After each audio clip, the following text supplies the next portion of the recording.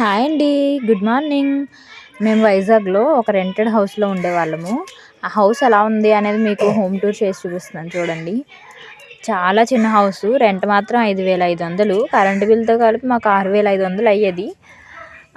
చాలా చిన్న హౌస్ అనమాట. పిల్లలైతే అందులో అస్సలు ఆడుకోవడానికి కూడా ఉండేది కాదు. చాలా అడ్జస్ట్ అయ్యేవాళ్ళము.